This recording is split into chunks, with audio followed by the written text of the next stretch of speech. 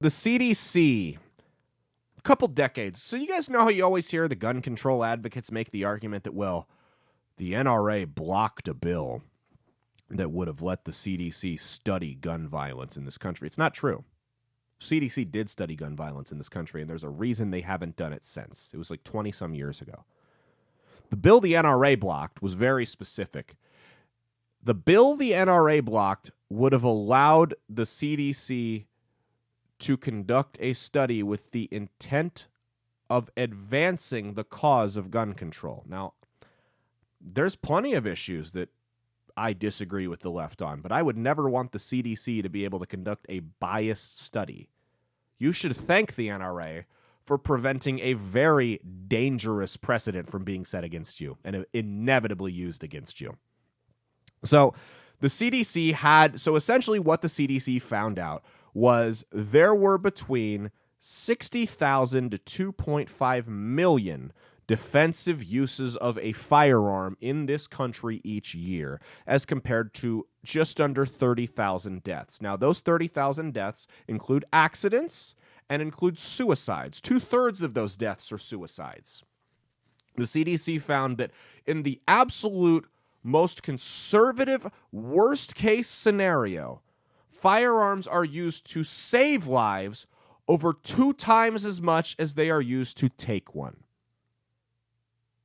Now, the CDC recently removed that data from their website. Why, you might ask? Well, what, did they conduct another study and find something to the contrary? No, they didn't. It wasn't because of that at all. The CDC met up with gun control advocacy groups. The meeting was set up by, you guessed it, the Dementia Administration, between the two of them, where the gun control advocacy groups, leaked emails have showed this. It's on, I believe, there's a couple websites. We'll link them to you guys. But gun control advocate, and this is like a month ago this came out. I'm breaking this to most of you right now. This is how buried this has been. The gun control advocates met with the CDC and asked them to please remove those numbers, not because they felt they were wrong, not because they felt they were maybe misleading, not because they felt anything like that.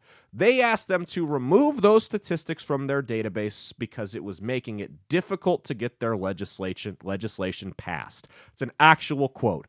They want to trust the science, just not the science that doesn't go along with what we say. They want to cover up numbers that's damning to their agenda. The CDC, the trusted authority on everything, caved. So maybe we can shut up when we talk about the CDC and how they're this gospel on things like COVID, because they're just as corruptible as the FBI. All those alphabet agencies are, man. They're all bad. They all need to be just ripped out of the ground and replanted. Period. The CDC caved to advocacy groups under the pressure of the president. Your doctors. Science and numbers aren't supposed to be subjective to what party has political sway right now or what piece of legislation they want to get passed. That's insane. So now those numbers are gone. They've been removed. The studies are still out there, but those numbers have been removed from the CDC's official statement. They're no longer backing the study, again, not because they found conflicting information, but because what? It would make it difficult to pass the regime's agenda. That's the only reason. Again, this should be blasted from the top of every news source, but it's not. And we can sit here as conservatives and blame the media all we want, but the fact is that's a dumb excuse. Again, play with the cards you're dealt. This is the field we're on. They run most of the media. Not that when I say they, I mean the regime. I don't mean the Jews. I mean the left. They control most of the media. We get it. We have our own media sources, right? We have conservative media sources, and most of you are probably just finding this out right now for the first time. It's been out for over a month. That's dumb. That's lame. That's lazy. You see what I'm talking about? Poor messaging and poor branding with no direction. This is what I'm talking about. They're covering up proven scientific data to push an agenda at the request of activists, and we're not going to do anything about it.